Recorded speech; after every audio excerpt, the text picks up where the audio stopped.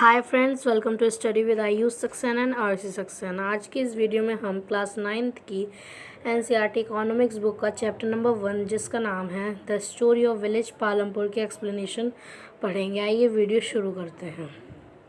The purpose of story is to introduce some basic concepts relating to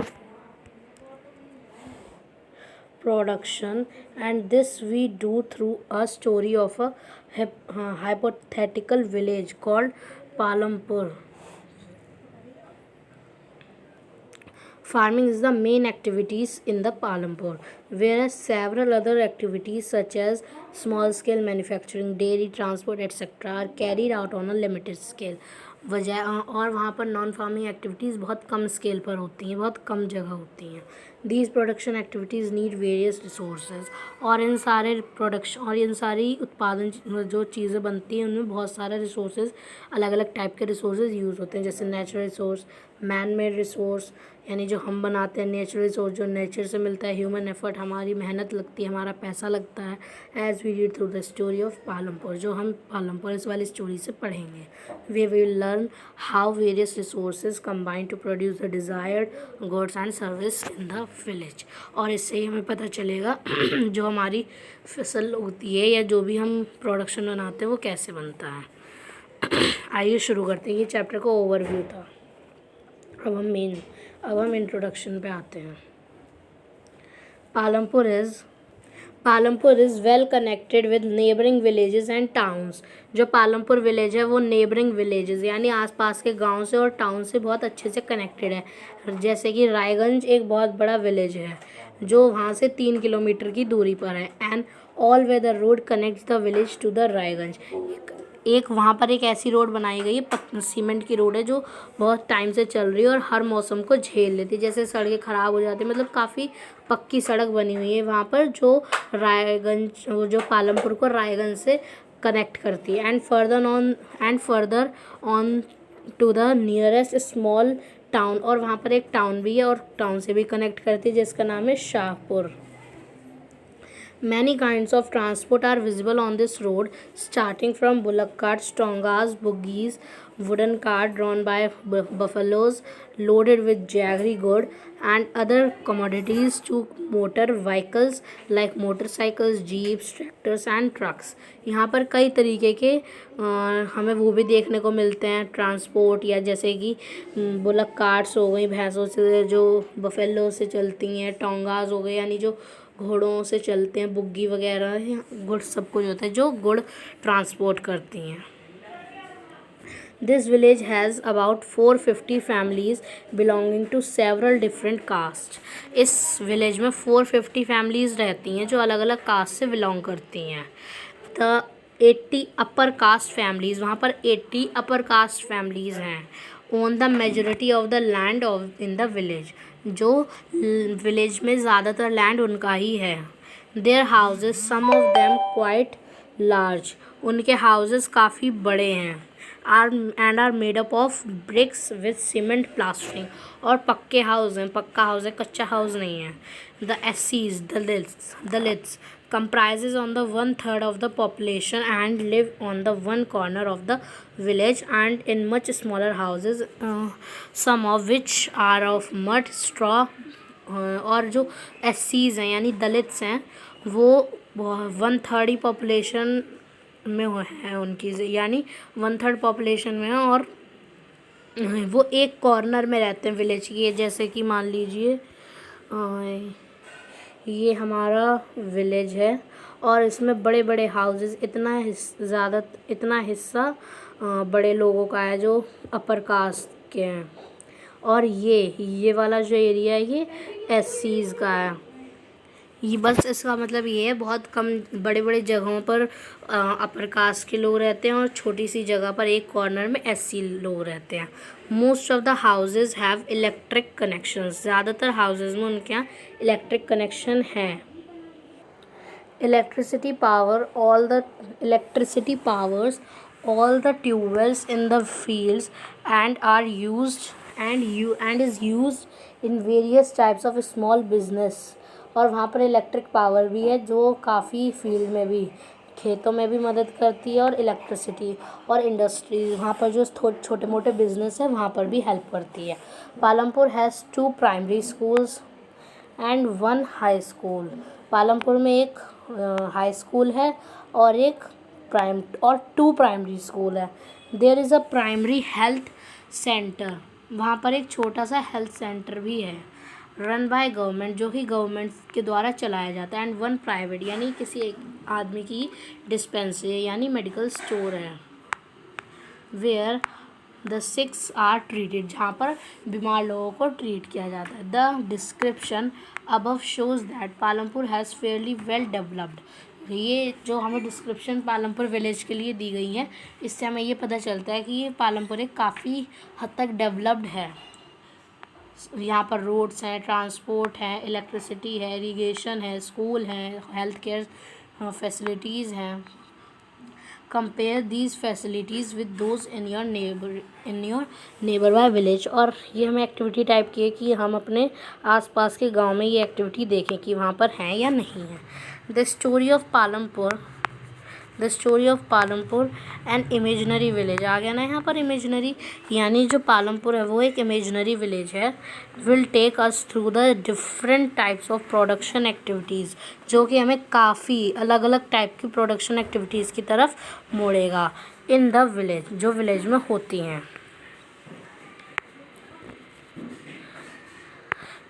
in the village across India, India में जो भी village हैं, farming is the main production activity, वहाँ farming main production activity होती है। The other production activities refer to as non farming activities, जो activities farming से related नहीं होती उन्हें हम नॉन फार्मिंग एक्टिविटीज़ कहते हैं। Activities include small manufacturing, transport, shopkeeping etcetera. जो नॉन फार्मिंग एक्टिविटीज़ के हमें कुछ एग्जांपल्स दिए हैं, जैसे कि मैन्युफैक्चरिंग, ट्रांसपोर्ट, शॉपकीपिंग, ये और यानी कि जो दुकान, कुछ भी कह सकते हैं हम, डॉक्टर कह सकते हैं, टीचर कह सकते हैं, यानी फार्मिंग से अलग हो activity. We shall take a look at both these types of activities after learning a few general things about production. अब हम प्रोडक्शन के बारे में देखेंगे और उसके बाद ही हम और एक्टिविटीज़ की ओर मुड़ेंगे। आइए हम शुरू करते हैं। द एम ऑफ प्रोडक्शन, ये हमारी देखिए फ्रेंड्स, ये डेफिनेशन है। What is the aim of production? The aim of production is to produce goods and services that we want. What is the aim of production? Production का aim क्या होता है, production का लक्ष्य क्या होता है? हमारी गुड्स, टू प्रोड्यूस गुड्स, सामान को प्रोड्यूस करना, और सर्विसेज को, जो हमें चाहिए। There are 4 requirements for production of goods and services. Goods and services, goods का मतलब होता है सामान, और सर्विसेज का मतलब होता है जो हमें सेवाएं दी जाती हैं। उन सब की 4 रिक्वायरमेंट होती हैं। क्या? Land, labour, physical capital and human capital.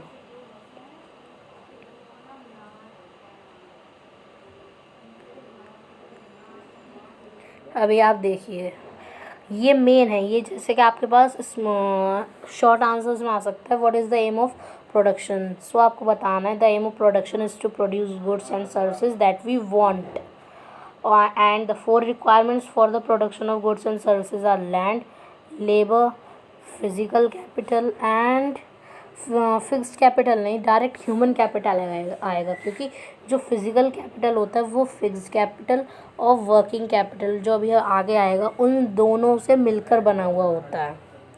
सो आइए अब हम आइए अब हम पढ़ना शुरू करते हैं। The first requirement is land. First requirement क्या है हमारी? लैंड। अगर लैंड होगा तभी प्रोडक्शन होगा, प्रोडक्शन होगा तभी ट्रांसपोर्टेशन होगा, ट्रांसपोर्टेशन होगा तभी मार्केट में जाएगा, मार्केट में जाएगा तो पैसा आएगा। सो फर्स्ट ऑफ ऑल हमें क्या रिक्वायर है? Land and other natural resources. Natural resources हमें सबसे जल्दी रिक्वायर होने चाहिए, हमारे पास होने चाहिए, जैसे कि वाटर, फॉरेस्ट एंड मिनरल्स। अगर आप देखिए लैंड होगा ये लैंड क्या है, एक नेचुरल रिसोर्स है। लैंड होगा हमारे पास तो हमें वाटर चाहिए इरिगेशन के लिए, फॉरेस्ट होना चाहिए यानी हमारे पास पेड़ पौधे होने चाहिए, बीज वगैरह होने चाहिए, एंड मिनरल्स उन पेस्टिसाइड्स वगैरह डालने के लिए। द सेकेंड रिक्वायरमेंट लेबर, अब लेबर भी हमें चाहिए। कोई काम, अगर खेत है हमारे पास उसमें कोई काम नहीं करेगा तो क्या फ़ायदा है, लेबर यानी जो काम करे, that the people who will do the work, जो काम करे। Some production activities require highly educated workers and perform the necessary task, to perform necessary task. कुछ कामों के लिए हमें काफ़ी हाईली क्वालिफाइड लोग चाहिए होते हैं, काफ़ी एजुकेटेड लोग चाहिए होते हैं जो कि ये टास्क करें। किसी काम को करने के लिए काफ़ी एजुकेटेड लोग चाहिए होते हैं, जैसे कि हमारा आईटी सेक्टर है, काफ़ी लोग, और जो इंडस्ट्रीज़ हैं बड़ी बड़ी उनमें जैसे साइंटिफिक काम होता है तो उसमें भी काफ़ी एजुकेटेड लोग चाहिए होते हैं वो। Other activity require workers who can do manual work. अब कोई काम होते हैं छोटे होते हैं यानी, बट उसमें फ़िज़िकल लेबर बहुत होती है, मैनुअल वर्क बहुत होता है, तो उसके लिए हमें ऐसे लोग चाहिए जो फिज़िकली स्ट्रांग हो, जो मैनुअल काम कर सकें। Each work is providing the labour necessary for production, मतलब ये है कि लेबर, अब हम क्योंकि लेबर के बारे में पढ़ रहे हैं, सेकेंड रिक्वायरमेंट क्या है हमारी, लेबर। सो लेबर बहुत इम्पॉर्टेंट है।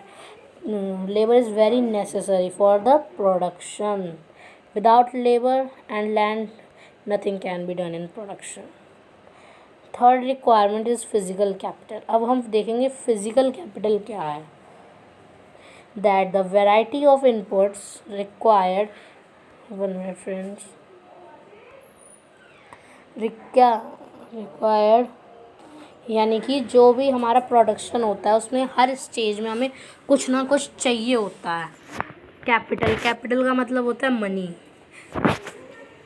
सो फिज़िकल कैपिटल क्या है, जो भी इनपुट्स हमें रिक्वायर होते हैं, हमें ज़रूरत होती है उनकी अलग अलग स्टेज पर प्रोडक्शन की, उन्हें हम फिज़िकल कैपिटल कहते हैं। यानी जो भी चीज़ इनपुट्स यानी जो भी चीज़ों की हमें ज़रूरत होती है किसी भी हर स्टेज में प्रोडक्शन की, उसे हम फिज़िकल कैपिटल कहते हैं। चाहे वो बिल्डिंग हो, चाहे हमारा रॉ मटेरियल हो, चाहे हमारी मनी हो, चाहे टूल्स हो, कुछ भी हो, उसे हम फिज़िकल कैपिटल कहते हैं। अब हमारे पास अब है what are the items that come under physical capital. Physical capital के अंदर क्या क्या आइटम्स, क्या क्या चीज़ें आती हैं वो हम देखेंगे। टूल्स, मशीन्स, बिल्डिंग्स, ये सारी tools and machines range from very simply tools such as farm plow to sophisticated machines such as generators, turbines, computers। जो हमारे जो भी टूल्स होते हैं वो काफ़ी या तो बहुत सिंपल भी हो सकते हैं और काफ़ी सोफिस्टिकेटेड का मतलब होता है काफ़ी एडवांस्ड, जो हमें काफ़ी हाई लेवल पे जाकर यूज़ करने होते हैं, उनके बारे में हमें बताया गया है यहाँ पर। और ये कंप्यूटर्स ये आ गए। Tools, machines, buildings can be use in production over many years and are called fixed capital. अब देखिए फिजिकल कैपिटल के अंदर दो कैटेगरीज होती हैं, वो क्या क्या हैं, एक तो है fixed capital and another one is working capital. Fixed, देखिए फिक्स से ही हमें नाम से पता चलता है जो चीज़ फिक्स है, जो चीज़ एक स्थिर है। देखिए मशीन्स होती हैं, टूल्स होते हैं और बिल्डिंग्स, हथियार, मशीन्स और जो भी बिल्डिंग्स वगैरह होती हैं वो फिक्स होती हैं, यानी काफ़ी टाइम तक हम उन्हें यूज़ कर सकते हो। इवन मैनी ईयर्स, हम लोग काफ़ी सालों तक यूज़ कर सकते हैं। देखिए बिल्डिंग्स तो हर स्टेज पे चेंज होगी नहीं, एक ही रहेगी ना कई सालों तक, इसलिए उसे फिक्स्ड कैपिटल कहा जाता है। टूल्स, मशीन्स को भी, मशीन्स भी बार बार बदली नहीं जाती, बहुत पुरानी मशीन्स होती हैं, टूल्स भी बहुत पुराने होते हैं, तो उन्हें हम फिक्स्ड कैपिटल कहते हैं। आपके पास डिफाइन आ जाए व्हाट आर फिक्स्ड कैपिटल, सो आपको लिखना है to the products which can be used for over many years in production is called fixed capital। अब हम वर्किंग कैपिटल पे देखते हैं। देखिए वर्किंग कैपिटल पढ़ने से पहले मैं आपको बता देती हूँ, raw material and money in hand, ये दो एग्जांपल है वर्किंग कैपिटल। वर्किंग कैपिटल का मतलब होता है जो हर स्टेज में यूज़ हो जाए, बचे ना हमारे पास, यूज़ होता रहे और यूज़ होता रहे। रॉ मटेरियल जो जैसे हमें कपड़ा बनाना है कॉटन का, तो हम कॉटन लेंगे, कॉटन से कपड़ा बनाएंगे, कॉटन यूज़ हो चुकी है और फिर पैसा लगता है, पैसा हर स्टेज में यूज़ हो जाता है और फिर आगे भी यूज़ करना पड़ता है। एक बार पैसा लग गया काम थोड़ी ना शुरू हो जाता है, बार बार काम पैसे की ज़रूरत होती है। तो ये raw material and money in hand यानी हाथ में जो पैसा है वो बार बार यूज़ होता है हर स्टेज में प्रोडक्शन की, तो उसे हम working capital. So mainly working capital का एम क्या है, what is working capital? The products which are used in every stage comes under the category of working capital that are used means that the products which are used at every stage of production is called working capital. अब हम इसे और detail में पढ़ते हैं। Production requires a variety of raw material बहुत type का होता है और हमें बहुत ज़्यादा चाहिए होता है। एज यान आ गया इसमें, देखिए यान यूज्ड बाय वीवर्स, जो वीवर्स होते हैं बुनने वाले, and clay use by Potter, जो पॉटर होते हैं यानी मटके बनाने वाले कुम्हार, उन्हें काफ़ी क्ले चाहिए होती है जो उनका रॉ मटेरियल है, जो यूज़ हो जाती है ख़त्म हो जाती है। Also some money is always required, और पैसा पहले भी, अब भी और फ्यूचर में बहुत इम्पोर्टेंट है। पैसा बहुत ज़रूरी है और पैसा हर स्टेज में यूज़ होता है प्रोडक्शन की। टू मेक पेमेंट्स के लिए and to buy other necessary items. ये दो ज़रूरी थोड़ी कि हमने बिल्डिंग ख़रीद ली, अब इसके अंदर कुछ है ही नहीं, हमें टूल्स चाहिए होंगे, मशीन्स चाहिए होंगी, लेबर चाहिए होगी और रिसोर्सेज चाहिए होंगे, रॉ मटेरियल चाहिए होंगे। वो कैसे आएंगे? मनी से ही तो आएंगे। Raw materials and money in hand are called working capital. Unlike tools, machines and buildings that are use in production, unlike यानी उनकी तरह नहीं है फिक्स कैपिटल की तरह, जैसे मशीन्स, टूल्स एंड बिल्डिंग्स जो प्रोडक्शन में काफ़ी टाइम तक यूज़ हो, उन्हें हम फिक्स कैपिटल कहते हैं। और प्रोडक्शन के टाइम जो बार बार जल्दी ख़त्म होती है उन्हें हम वर्किंग कैपिटल कहते हैं। सो ये working capital and money in hand and physical capital, ये दोनों क्या बनाते हैं? Physical capital. सो अगर आपसे फिजिकल कैपिटल कह दी जाए तो आप जैसे ऊपर वाली डिफाइन थी वो लिख दें, और अगर अगर आपसे पूछ ले fix capital and working Capitals come under which single capital और विच कैपिटल, सो आपको लिखना है फिजिकल कैपिटल। एक फोर्थ रिक्वायरमेंट और होती है, you will need knowledge and enterprise to be able to put together land, labor, physical capital and produce an output either to use yourself or to sell in the market। एक fourth requirement और होती है। अब हमारे पास fix capital भी है, हमारे पास physical capital भी है, लेबर भी है, लैंड भी है, ये तीनों चीज़ें हैं। अब इन्हें कंट्रोल भी तो कोई करेगा, लेबर को भी कोई कंट्रोल करेगा, हर कैपिटल को कोई कंट्रोल करेगा। अब वो कौन होगा? वो ह्यूमन होगा। उसके अंदर थोड़ी बहुत नॉलेज होनी चाहिए। अगर छोटा मोटा काम है जैसे खेत वगैरह का तो उसमें कम नॉलेज लगती है, बट नॉलेज तो लगती है ना। किसके अंदर होती है? इंसान में। सो जो इंसान से प्रोडक्शन हो, इंसान करे, उसे ह्यूमन कैपिटल कहा जाता है। ह्यूमन करता है तो उसे ह्यूमन कैपिटल कहा जाता है। These days is called human capital. Human की नॉलेज, ह्यूमन का एफर्ट, ये सब कुछ जो भी ह्यूमन करता है उसे हम ह्यूमन कैपिटल कहते हैं। बट मेल देखिए, सो क्या क्या चीज़ों की ज़रूरत है? Land, labour, physical capital and human capital. अब ह्यूमन कैपिटल के बारे में हम और नेक्स्ट चैप्टर में पढ़ेंगे। In the picture identify the land, labour and fixed capital use in the production. देखिए लैंड ये ज़मीन है, लेबर्स ये सब हैं, फिक्स्ड कैपिटल देखिए ये मशीन्स हैं।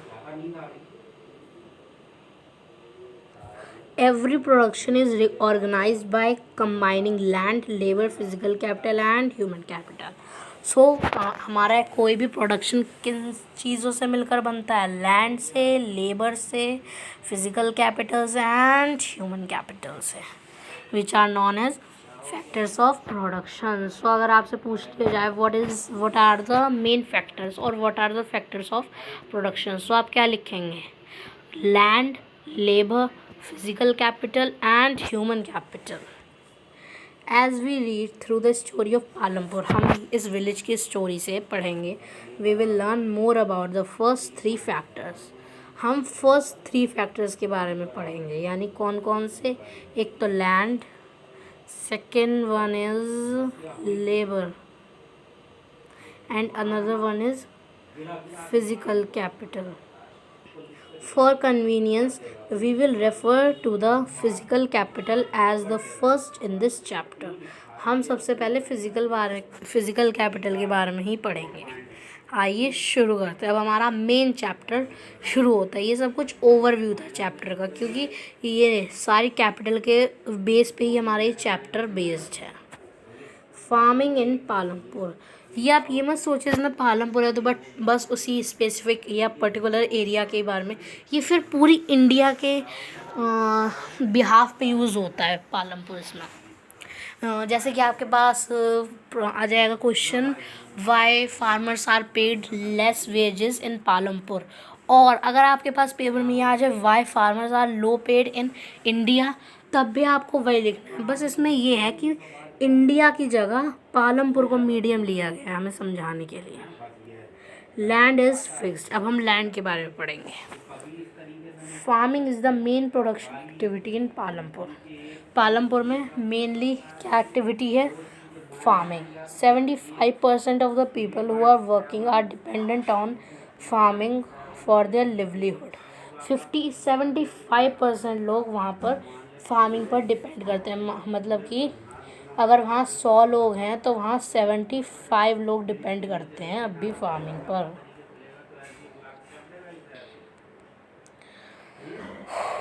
दे कुड बी फार्मर्स और फार्म लेबर्स. वो फार्मर्स भी हो सकते हैं और फार्म में काम करने वाले लोग भी, लेबर नौकर भी हो सकते हैं. The well being of these people is closely related to the production on the farms. ये ज़्यादातर लोग यहाँ क्योंकि हर कोई तो इतना अमीर नहीं होता है ना कि वो बड़े बड़े लैंड हो उनके और वो फिर लेबर को एम्प्लॉय करें, इसलिए वहाँ पर ज़्यादातर फार्म लेबरर्स हैं. But remember that there is a basic constraint in raising the farm production. Land area under cultivation is practically fixed. Since 1960 in Palampur, there has been no expansion in land area under. ये है कि यहाँ land सबसे main activity है. Land बहुत ज़्यादा ज़रूरी है और 1960 से यहाँ पर कोई भी लैंड एक्सपेंशन यानी लैंड नहीं बढ़ा है. अंडर कल्टीवेशन के मामले में यहाँ कोई भी लैंड अभी तक नहीं बढ़ा है. जितना था उतने का उतना ही है. Why by then some of the waste lands in the villages. जो फालतू की जगह थी जहाँ कचरा वगैरह डाला जाता था विलेज में, had been converted to cultivable land. अब वो कल्टिवेबल लैंड में कन्वर्ट हो गया, यानी कि वहाँ पर खेती हो सकती है.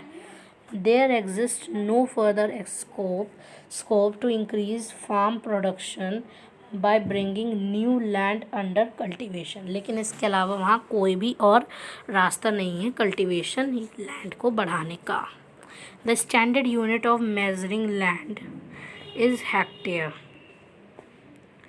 लैंड को बढ़ाने वो लैंड की स्टैंडर्ड यूनिट क्या है? हेक्टेयर. दो in villages you may find land area being discussed in local units as bigha, guntha etcetera. लेकिन हम देखते हैं कि हमारे लोकल में लैंड को कैसे बोला जाता है? बीघा. जैसे बोलते हैं 10 बीघा है भाई, 50 बीघा है, ऐसे बोलते हैं. बट हेक्टेयर इसकी स्टैंडर्ड यूनिट है और गुंथा भी कहीं कहीं यूज़ होता है. 1 hectare is equal to the area of square with one side measuring 100 meters. Can you compare the area of 1 hectare field with the area of your school ground? बस ये कुछ नहीं है. यहाँ से कैंसर यहाँ तक का केवल मेन है. फिर है next. Is there a way one can grow more from the same land. क्या एक इंसान या कोई भी सेम ही लैंड से ज़्यादा प्रोड्यूस कर सकता है? यानी कि हमारे पास इतना लैंड है और हम 2020 में यहाँ पर इतना प्रोड्यूस कर रहे थे, लेकिन अब हमने 2021 में यहाँ पर और भी ज़्यादा प्रोड्यूस करना शुरू कर दिया। क्या ऐसा पॉसिबल है? अब हम वो पढ़ेंगे इसमें। In the kind of crops grown, facilities available, Palampur would resemble a village in the western part of the state of Uttar Pradesh. Palampur western part में उत्तर प्रदेश के। All land is cultivated in Palampur. वहाँ पर पूरा का पूरा जो भी लैंड है, पूरा का पूरा लैंड कल्टिवेटेड यानी फार्म प्रोडक्शन के लिए यूज़ किया गया है। All land, no land is left idle. वहाँ पर कोई भी लैंड खाली नहीं छोड़ा है। During the rainy season kharif, farmers grow jowar and bajra. Rainy season के टाइम फार्मर्स जो हैं वो ज्वार और बाजरा ग्रो करते हैं। These plants are used as cattle feed. ये जो उनके जानवर होते हैं उनके चारे का काम आता है। It is followed by cultivation of potato between October and December. Potato का प्रोडक्शन कब होता है? अक्टूबर एंड दिसंबर में। इन द विंटर सीजन में किसका होता है? Fields are sown with wheats. Wheat का सोन होती है। वीट को बोया जाता है। From the wheat production farmers keep in a wheat for the family. और जो वीट है, गेहूँ है, वो उग जाता है, वो काफ़ी सारा अपनी फैमिली के लिए भी रखते हैं। और जो बचा हुआ होता है यानी जो एक्स्ट्रा होता है, सरप्लस का मतलब होता है एक्स्ट्रा। ये ज़्यादातर वैसे क्वांटिटीज़ यानी फूड ग्रेन्स में ही यूज़ होता है वर्ड। कहीं और भी हो सकता है, बट हाँ अभी इस चैप्टर में इसलिए हुआ कि जो आगे का जो एक्स्ट्रा उनका एडिशनल फूड होता है उसे वो मार्केट में सेल कर देते हैं रायगंज में। A part of the land area, यानी ये रायगंज ही नहीं है, ये पूरे इंडिया के बारे में, हर जगह के बारे में। यानी किसी भी, मान लीजिए कोई सा भी विलेज है, कहीं भी है, तो अगर एक्स्ट्रा कुछ ग्रोन होता है, कुछ उगता है, तो सब बेचते ही तो है। कोई ये तो है नहीं कि सारा, मान लीजिए 10 या मान लीजिए 100 किलोग्राम उनका प्रोड्यूस हुआ, तो वो 100 किलो तो एकदम खा नहीं लेंगे, तो वो कुछ अपने लिए रखते हैं और कुछ बेच देते हैं। यहाँ ये नहीं है कि केवल रायगंज में ऐसा होता है, ये पूरे इंडिया के बारे में बात हो रही है, हर जगह के बारे में। Land area is devoted to sugar cane. फिर बाद में कुछ एरिया जो होता है लैंड का, वो शुगर केन यानी जो गन्ना होता है, गन्ना उसके लिए भी रखा जाता है। विच इज़ जो हार्वेस्ट होता है यानी जो काटा जाता है वंस एक बार साल में। Sugar cane in its raw form, कच्चे फॉर्म में, और एज जैगरी या फिर जैगरी यानी गुड़ के फॉर्म में, is sold to the traders in Shahpur, और शाहपुर में वो बेच दिया जाता है। The main reason why farmers are able to grow 3 different crops in a year in Palampur is due to the well-developed system of irrigation. क्या reason है कि वो लोग पालमपुर के जो फार्मर्स हैं वो तीन क्रॉप उसी सेम लैंड पे ग्रो कर सकते हैं? वो है इरिगेशन, क्योंकि उनका सिस्टम, उनकी जो जगह है वो वेल डेवलप्ड है, काफ़ी अच्छी डेवलप्ड है, और वहाँ इरिगेशन सिस्टम भी है। क्योंकि आप लोगों को भी पता है इरिगेशन बहुत अच्छा है, कम पानी में पानी वेस्ट नहीं होता है, और प्लांट्स की रूट्स में ही जाता है पानी। अब है हमारे पास इलेक्ट्रिसिटी। अब इलेक्ट्रिसिटी है। Electricity came early in Palampur village में इलेक्ट्रिसिटी काफ़ी जल्दी आ चुकी थी। Its major impact was to transform the system of irrigation. Persian wheels were till then used by farmers to draw water from the wells and irrigate small fields. जो electricity आई उसने system of Persian wheels को भी change कर दिया, यानी इस type का एक व्हील सा होता है, इस टाइप का व्हील होता है ये, उसमें यहाँ ऐसे बाल्टियाँ बांधी हुई जाती हैं, ये बाल्टी है और ये कुआं है, तो ऐसे ये रोटेट होता रहता है और इसमें ये पानी जाता है, यहाँ पानी है, वो पानी भरता है और फिर ऊपर आ जाता है, और एक आदमी या कोई भी उठाता है उस बाल्टी को और फिर फील्ड्स में डाल देते हैं। अब है हमारे पास next factor, farmers to draw water from the wells. People saw that the electric run tubewells could irrigate much, और वहाँ पर ट्यूबवेल्स भी हैं जो काफ़ी इरीगेट कर सकते हैं much larger areas of land more effectively, जो कई बड़ा एरिया अच्छे से इरीगेट कर सकते हैं कम टाइम में। The first few tube wells were installed by government. शुरुआत में जो ट्यूबवेल्स थे वो गवर्नमेंट ने बनवाए थे। Soon however farmers started setting up private tubewells. फिर उसके बाद जब उन्हें लगा कि हाँ भाई ये बहुत यूज़फुल है, तो लोगों ने खुद के ट्यूबवेल्स बनवाना शुरू कर दिए। As a result by mid 1970s के बीच में the entire cultivated area of 200 hectare was irrigated. 1970s में 200 हेक्टेयर एरिया जो था वो इरीगेट हो चुका था।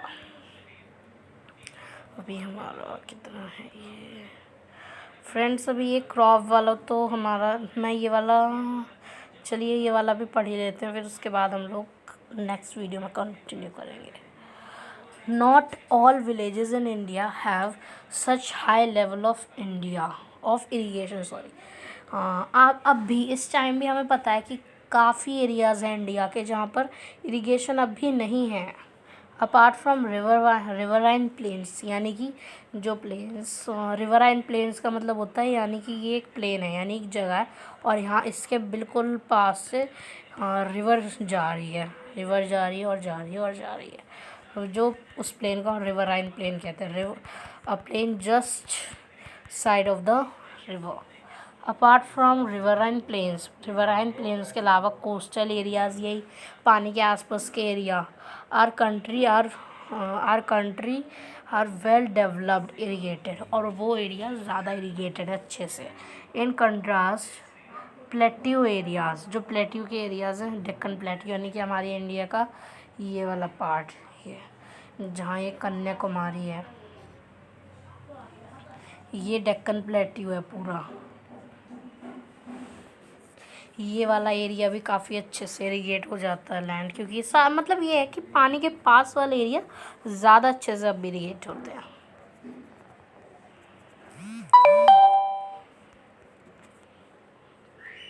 To grow more than one crop on a piece of land during the year is known as multiple cropping. Friends, अब 9th class में आप लोग आ चुके हैं। अब यहाँ आप ध्यान रखें, मल्टीपल क्रॉपिंग और मिक्स्ड क्रॉपिंग नहीं होगी। यहाँ है मोर देन वन क्रॉप, एक क्रॉप से ज़्यादा एक ही लैंड पर ग्रो करना एक ही साल में, उसे हम मल्टीपल क्रॉपिंग कहते हैं, ना कि मिक्स्ड क्रॉपिंग। फ्रेंड्स, मेरे भी एग्ज़ाम हुए तो वहाँ पर बहुत बार हर एग्ज़ाम में ये क्वेश्चन ज़रूर आया और उसमें ये और ऑप्शन आते हैं, मल्टीपल क्रॉपिंग या मिक्स्ड क्रॉपिंग। सो आप कंफ्यूज ना हो, मल्टीपल क्रॉपिंग पे ही टिक लगाएं। It is the most common way of increasing production on a given piece of land. ये बहुत ही कॉमन वे है प्रोडक्शन इंक्रीज करने का। All farmers in Palampur grow at least 2 main crops, at least कम से कम वो 2 क्रॉप्स तो ग्रो करते हैं। Many are growing potato as the third crop, potato भी ग्रो कर लेते हैं थर्ड क्रॉप की जगह in the past 15 to 20 years. Last यानी पिछले 15 या 20 सालों में। अब फ्रेंड्स, इसके आगे का चैप्टर हम नेक्स्ट वीडियो में कंटिन्यू करेंगे, वरना वीडियो बहुत ज़्यादा बड़ी हो जाएगी। अगर आपको एक्सप्लेनेशन अच्छी लगी तो प्लीज़ चैनल को सब्सक्राइब करें, वीडियो को लाइक करें, कमेंट बॉक्स में कमेंट भी करें। अगर आपको कोई प्रॉब्लम है तो हम आपकी प्रॉब्लम भी सॉल्व कर देंगे, बट प्लीज़ हमारे चैनल को ज़रूर सब्सक्राइब करें प्लीज़।